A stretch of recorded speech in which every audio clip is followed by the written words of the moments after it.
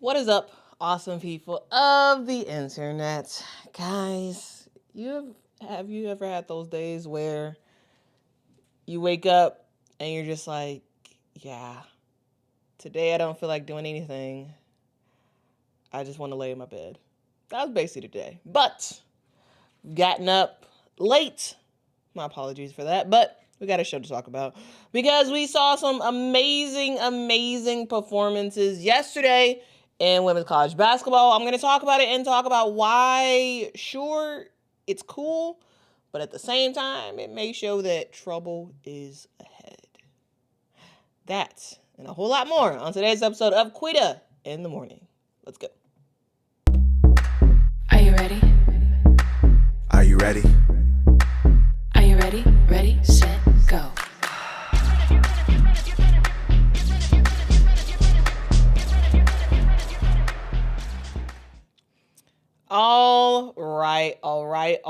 All right. Let's get into it. And we start with the two biggest performances of the night. And let's talk about it, okay? Because Wednesday night was a game that wasn't crazy competitive, but it was a day where two players in particular were like, hey, remember me? Remember me? First up, we got to talk about Hannah Hidalgo. 44 points, an NCAA record, 16 steals. It was absolutely insane. And then a little while later, we saw Audi Crooks at Iowa State basically do the same thing, drop 43 points. Hannah Hidalgo did it in, 27 minutes? Audi Crooks did it in 20 minutes. It's wild. Anyway, moral of the story is we got 240 burgers.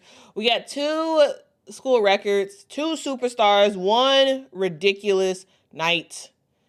And it could have been a triple-double for Hannah. Yes, teacher. She was one rebound short.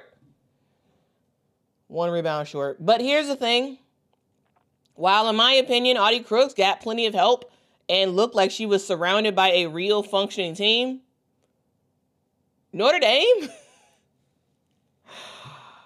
I don't think that's the case. Notre Dame looked like nothing outside of Hannah Hidalgo. So let's break down both performances.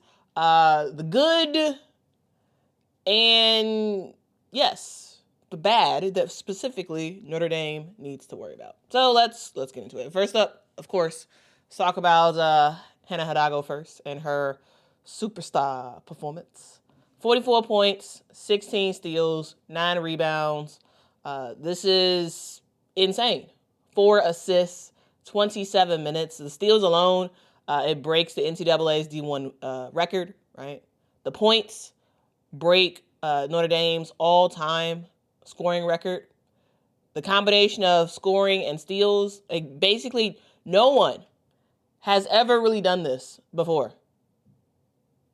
In college basketball, in the WNBA, in the NBA, it's not a thing. It's not a thing at all. Yesterday, Hannah Hidalgo put on a master class. Now, were they playing the best of talent? No, they were not. They were playing Akron. And Notre Dame ended up beating them 85-58. Hannah Hidalgo alone almost outscored. Hannah Hidalgo almost outscored Akron, which is wild. Again, Akron as a team had 58 points at the end of the game yesterday. Hannah alone, 44 points. And if you look at her steals, yes, 16 steals. But if you look at them, it was just Akron didn't know how to take care of the basketball. It was. Yes, we all know that Hannah Hidalgo she's gonna poke. She's gonna poke and try to get that ball out of your hands. But it felt like it was steals on easy mode in a sense. Because just Akron, their ball handlers just weren't about that. They just weren't. Like, Hannah is a master at anticipating kind of what the opposing point guard is about to do, and she can just poke at the ball, take it, and she can jump past us. She started off the game. She started off the game with the steal, and you just knew that she was about to continue it. She averages, well, before yesterday, she averaged around 3 assists per game. 3 assists, 3 steals per game. But again, yesterday, 16 steals. It was absolutely kind of fire, guys. It was kind of fire. She was 16 of 25 from the field. For the most part, most of her points were made around the paint area. Like, she was getting to the bucket kind of whenever she wanted. She did knock down a couple threes. Did get to the free throw line quite a bit. But a lot of her points were like around the bucket. She was getting to the hole and making some stuff happen. She really did kind of conduct a masterclass yesterday in terms of both defense and offense. Yes, Akron wasn't the toughest competition, but Hannah Hidalgo absolutely did her thing. But amid the fantastic play of Hannah Hidalgo, the thing that kept flashing in my mind is, okay, interesting. It was red flag, red flag, red flag. While Hannah Hidalgo was stealing the ball up a storm, scoring whatever bucket she wanted to score. With her team winning by 27, things get a little uncomfortable, because here's the thing. Outside of Hannah Hidalgo, there was only one player for Notre Dame that had double figures. And that was Cass Prosper. That was it. So you had Cass and you had Hannah scoring in double figures. Hannah, 44 points. Cass, 14. And everybody else didn't do much of anything against Akron. And to me, it's like, yeah, fantastic. Great job, Hannah. But also, geez. Y'all only won by 27 against Akron. And nobody really did anything but Hannah. It's like, okay, here's the thing. Remember, guys, during Hannah Hidalgo's freshman year, when she was playing insane and we saw some fantastic basketball by Notre Dame, it was great. But even though Hannah was the star her freshman year, remember, guys, when Hannah came to Notre Dame, we saw this Notre Dame team have Olivia Miles out. Remember, in her freshman year, Olivia Miles was hurt and she sat out the entire season. She's with the team, of course, but she sat out the season. And then last year was when Olivia Miles was healthy and she played the whole season, and now she left and went to TCU. But remember, during Hannah Hidalgo's freshman year, and she was putting up crazy numbers and doing awesome stuff, and Notre Dame was winning and whatnot. Remember who else Notre Dame had? They had Sonia Citron. They had Maddie Westbeck. Specifically, Sonia Citron. And so there were other players who were really good for Notre Dame. Now, of course, the star her freshman year was Hannah, of course. But at times you would see other players kind of step up. And last year, it was the Hannah and Olivia show. Olivia Miles left to go to TCU. Maddie Westbell goes to the WNBA. Sonia Citron goes to the WNBA. And now, this Notre Dame team don't really have anybody.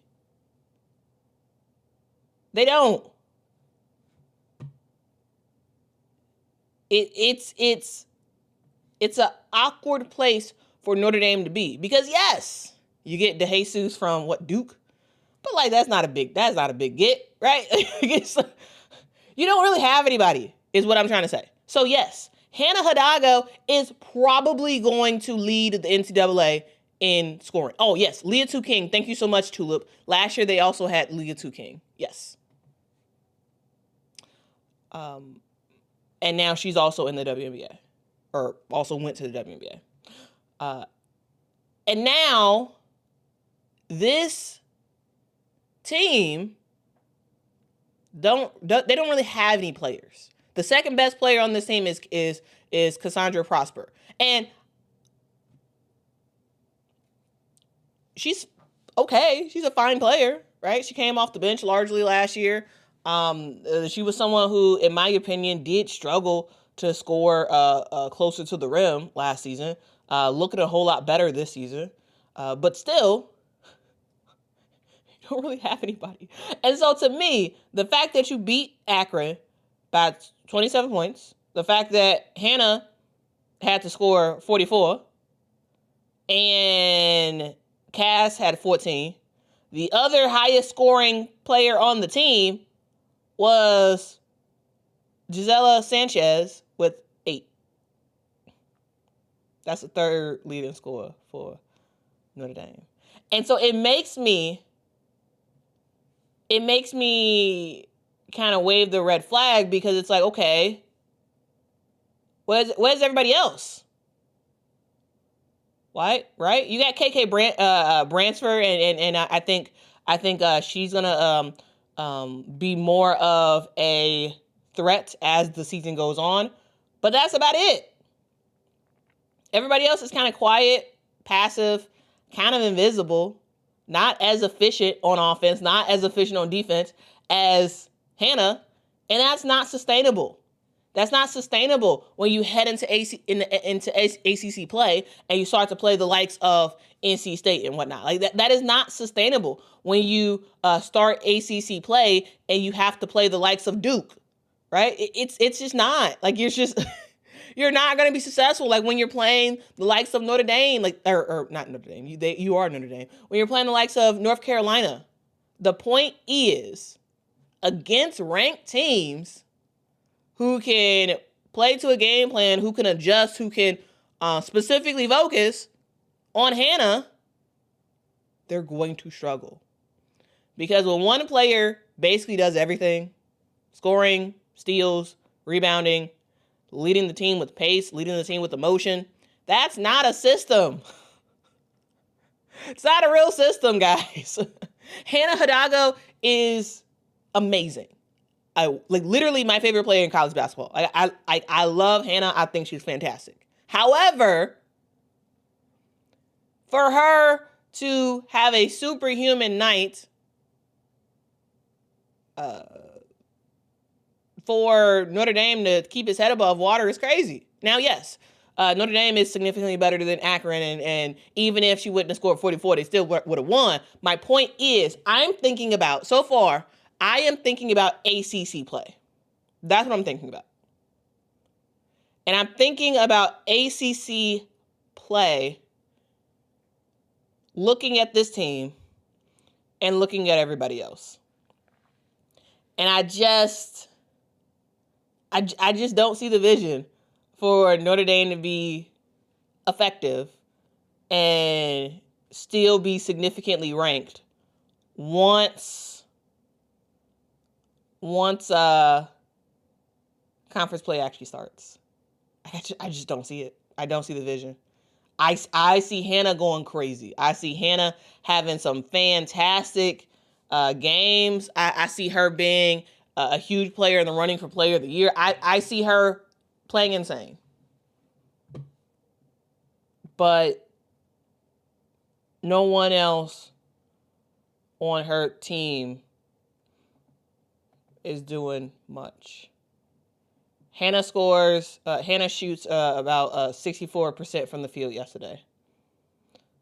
The rest of her team significantly below that. Hannah led the team in points, in rebounds, in steals, in turnovers, in three-pointers, and she was tied with Vanessa DeJesus in leading the team in assists. Next year, Notre Dame does have some good prospects, and I think they will be better next year. But this year, I'm looking like, man, this is the Hannah show. And her freshman year was the Hannah show as well, but there was more talent around Hannah her freshman year than it is now. So my point is, expect Hannah to be amazing. But yeah. It's tough, man. It's tough. Quincy says, Quita's dream is to connect Coach Yo with Hannah. I bet that would be amazing. I tell you, that would be so fun. Like, that would be so fun to watch, because Coach Yo is a big defensive type of coach, and I think Coach Yo is she is on her way to being one of the best coaches in college basketball. Like, I absolutely see the vision. I think she just needs more scorers for her team. And oh my God, if Hannah was over there, man, I tell you, I would be insane. Okay. Con Lanning says Hannah's big test will be against UConn on January the 19th. Yeah.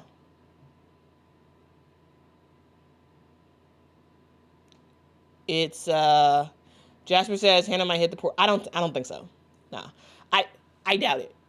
I feel like Hannah is very, very connected to Notre Dame and very connected to Niele Ivy, and I don't think she leaves. I'd be shocked, I would say, if Hannah leaves. However, I was shocked when Malaysia left. I was shocked when Garzone left. Like, I've been shocked before. And so, yeah, I wouldn't be surprised if I'm shocked again. So that's Hannah, right? When she had a crazy night and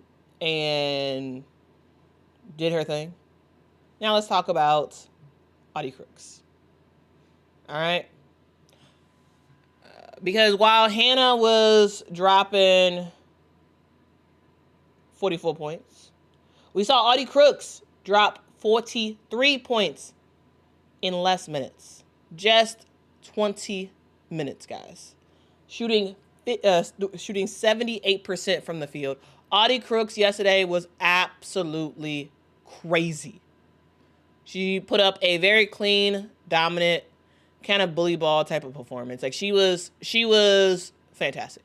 Literally all fantastic passes. Shout out to Jada Williams. Okay, first of all, can I just say this? Okay, yes, we're gonna talk about the fantastic play of Audi Crooks. But here's the deal, guys. Here's the deal. We are seeing Jada Williams kind of reinvent herself in front of our very eyes. And personally, guys, I love it. Okay? I absolutely love it, guys. Jada Williams now is rocking, she's rocking braids. And at one point, I was like, who is that? It was so funny. At one point, I was like, wait, who is that? And I was like, oh, it's Jada Williams. She just got her hair in braids. But anyway, Jada Williams was absolutely amazing yesterday. She led the team in assists with 10. And she was passing that basketball left and right. So, again, shout out to Jada Williams. Remember, guys, Jada Williams was on Arizona. And she ended up in the transfer portal, went to Iowa State, and was looking to kind of reinvent herself in a lot of ways. Iowa State has been very much a Audi Crooks, Eddie Brown type of team. And they needed a point guard. They have one in Jada Williams. Right? Jada yesterday, 11 points, 10 assists, only 2 turnovers for her. I thought she was great. So to me, there's a very big difference between Iowa State and Notre Dame. Iowa State, Audi Crooks put up 44 points, but you saw the vision around her, and I'm like, oh yeah, I think they're gonna continue to make some noise this season, right? I absolutely see the vision there, because again, there's more talent around her. Like Addie Brown is awesome, and Jada Williams, same thing, right?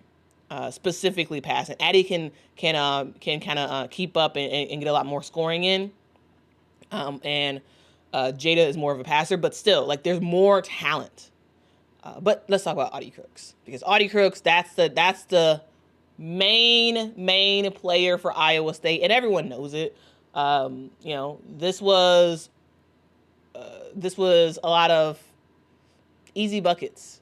Literally, Audi was getting the ball in the right spot, like fantastic passes into Audi Crooks. And what did she do? Turn, score. She got that little, it's kind of like a little like turn, kind of like fadeaway, kind of jump shot a little bit. But she also was just getting a bunch of layups, like layups left and right, in yesterday's game.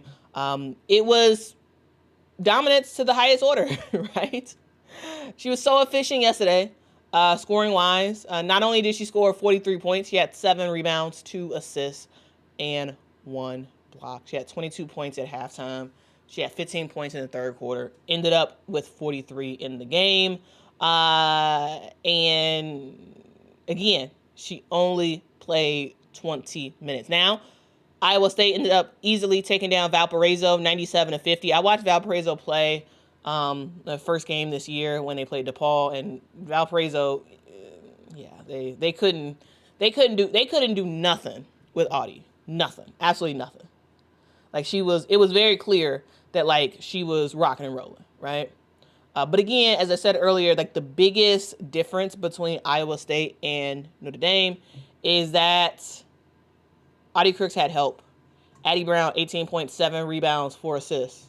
Right? Jada Williams, double-double, 11 points, 10 assists. The team as a whole shot 53% from the field. The team as a whole played good defense. The team as a whole outscored Valparaiso in the paint, 62-14. Right? This was not a star dragging her team to the finish line. That was not what this was. This was Audi Crooks, the star, with a team around her. Right? And so to me, this was the case. Yesterday was, in a lot of ways, the case of 2 different 40-point games. Right? Hannah Hidalgo was sensational. A once-in-a-generation statistical explosion is what we saw yesterday. Like, you're not going to see that often at all, if not ever again. She's amazing. And Audi Crooks, she was surgical, efficient, unstoppable. But the team concept around those players, completely different. Notre Dame, they look like a team that will go as far as Hannah Hidalgo can drag them. In a lot of ways. Like, I just think, like, she's literally going to be pulling them along as the season goes on. Like, I think that's what it is. In a way that's different than her freshman year, because, again, there was more talent on this team her freshman year. Iowa State looks like a team that is looking good and getting better. They're developing more cohesion with their new starting point guard. And they look like a team that's built around a star, but also has help. Right? Notre Dame is 1 star, kind of like 1 helper. They're a young roster. They're a team that doesn't really have a true secondary scorer. And ACC play is looming. Whereas Iowa State has multiple double figures scorers. They have a lot of structure in a lot of ways where there's 3 people who could make some stuff happen. And they're a team that looks like they can take it further. Again, hugely, in my opinion, because of Jada Williams. I think the addition of Jada Williams is just bigger than what I've previously thought about. And so what does this mean for the future? I mean, here's the thing. For Notre Dame, you can't expect them to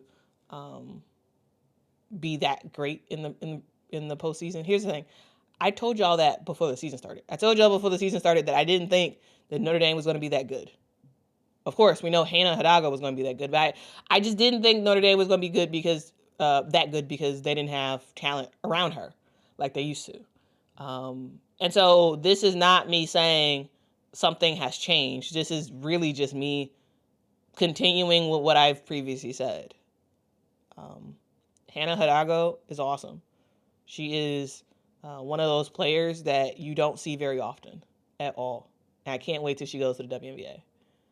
But her team is not going to be very good. Not that I expected them to be good, because again, look at the team.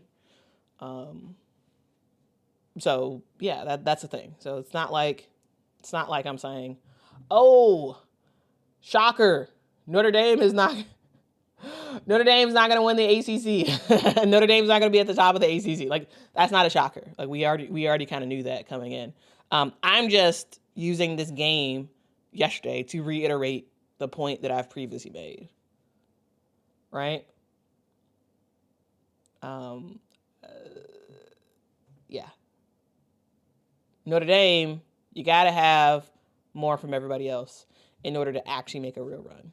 Hannah's fantastic. We all know that. But what if you go into games against ranked opponents where they are solely focused on Hannah? What if it's Hannah getting double and tripled the entire game? How is everybody else going to step up? I think that's a question that Notre Dame has to answer for themselves. Right? And for Iowa State, I like Iowa State. Now, again, did they play the toughest competition yesterday? No, they have not. Here's the thing, Iowa State, just like all these other teams, they're not playing the toughest of competitions. But to me, they do look in a better position than Notre Dame. And for me, the game I'm really looking forward to is January the 4th when Iowa State goes against Baylor. Like, to me, I think that'll really be able to tell me a lot more about who this team really, really is. Right? But yeah, this is Audi Crooks, Big 12 Player of the Year, probably, if she keeps this up, possible Player of the Year type vibes, maybe even a Sweet 16 berth for a team like Iowa State. There's more potential is what I'm trying to say. So, double 40 burger we had yesterday. What do y'all think about the games? What do y'all think about the individual performances? And also, what do y'all think about my sort of comparison between the tale of two 40 burgers? Like, you know what I'm saying? Like, how one team is looking like they're a full team that could ascend to some pretty decent play this year and could be very, very competitive. And could make it decently far in the tournament, whereas another team is very, very much one person, not because of anything other than that they just don't have as much talent as they used to, and so that's the thing. What do y'all think? Do y'all think my analysis was fair?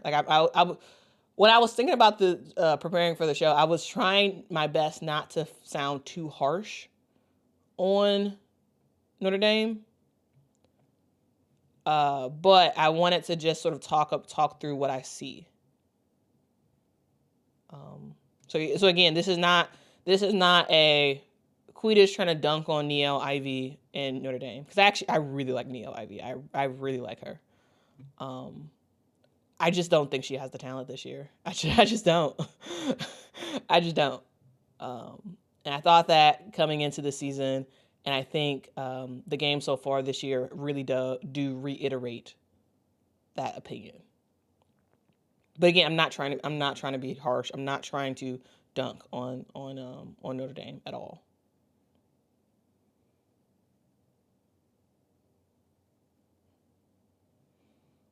All right. Jay says Hannah should have had a 40-point triple double. Yeah, I was hoping for that 10th rebound. That would have been amazing. Like I wish she had that, because that would have been cool. How cool would that have been? 40-point triple double, like basically only Hannah, man. And again, how many players get a double double with steals? How many? Yeah, people get double doubles. People get double doubles on points and rebounds, points and assists, but like points and steals, guys. I can't. Hannah Hidalgo is in a league of her own. She's amazing. King Court says, love your comparison. It's spot on. Awesome. Diana says, thanks for bringing that out. Too many games for me to keep up with. Too many. B says, UConn forever. We're not even talking about UConn. Okay. Jeff says she needs to focus on assists, and that'll make her team better. Here's the thing.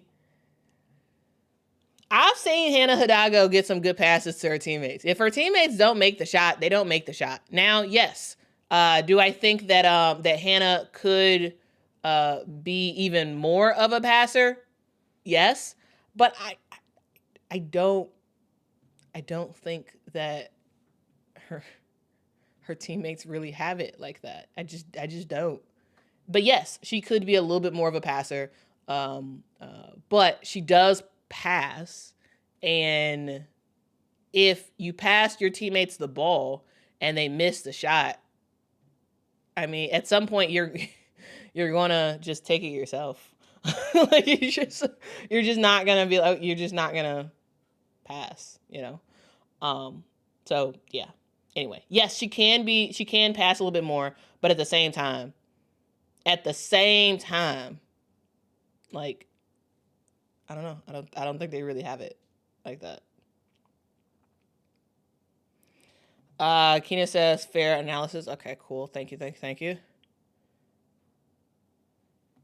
Tulip says you were too harsh, Quita. They were always going to be mid. I don't care what people were expecting. They lost their whole team. Yeah. I mean, I was trying not to be harsh. But again, like, I'm not saying anything new. Everything I just said, I don't think it's anything new. I think it's everything we already knew, and I'm just reiterating it, right? Yes, I think we kind of knew this team was going to be mid. We kind of knew because literally they just got Hannah. That's about it. But yeah, sorry. I'm trying not to be harsh, but yeah, just acknowledging reality sometimes is harsh. It just is sometimes.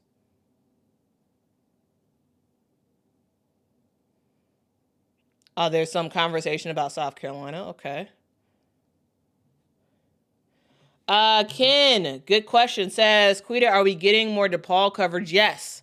DePaul has had a couple games, but they have been on the road. They have just had one home game so far this season, and so that's why I haven't talked about them as much besides that first game. But I did want to just talk about yesterday. DePaul has dropped 2 games in a row. They ended up losing yesterday against Bradley.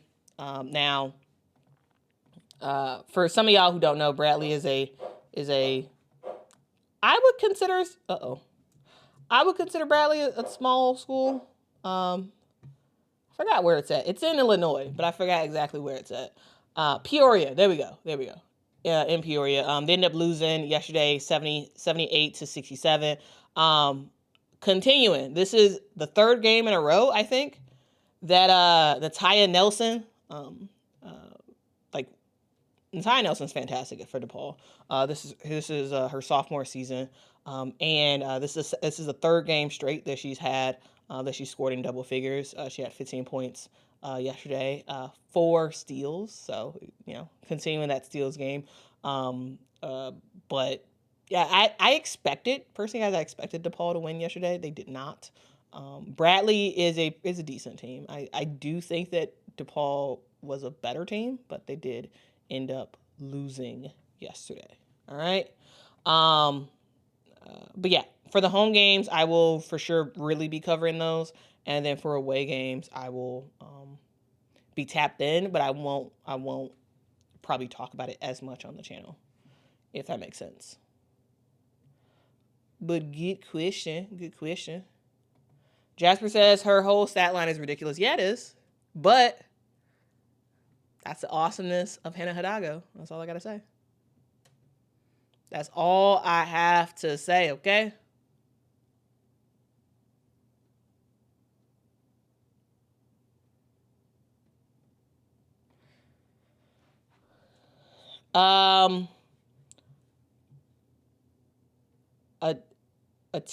Arini has a question, says, when is LSU going to play a top 10 school? Well, let's look at the let's look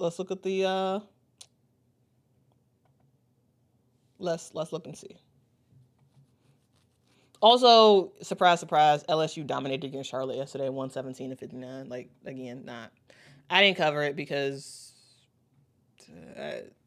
Mylasia Fulwiley once again does her thing. There was some here's the thing. I was not as tapped into social, and so supposedly I was during the game, it felt like LSU really wanted to just dominate.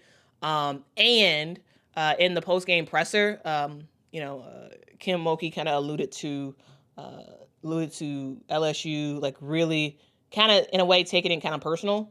I forgot the exact words she said, but it was basically something to the effect that something was on social media, and the LSU players they just was really locked in and focused and trying to dominate as much as they can.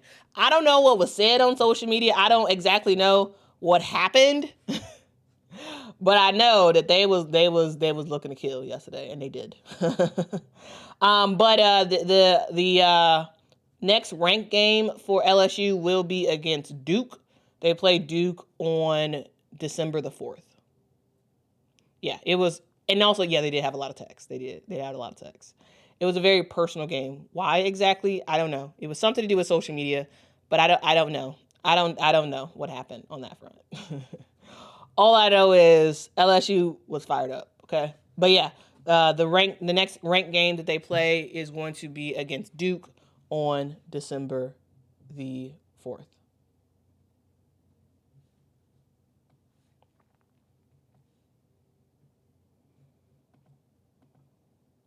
Rotu says, "Quitty, nothing was said." Then I'm confused. And what were they talking about?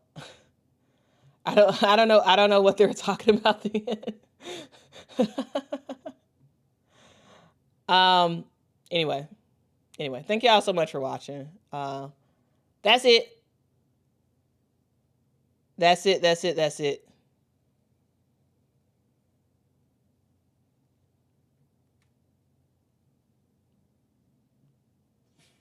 All right. Polo says LSU will play other teams soon. Don't worry. Yes.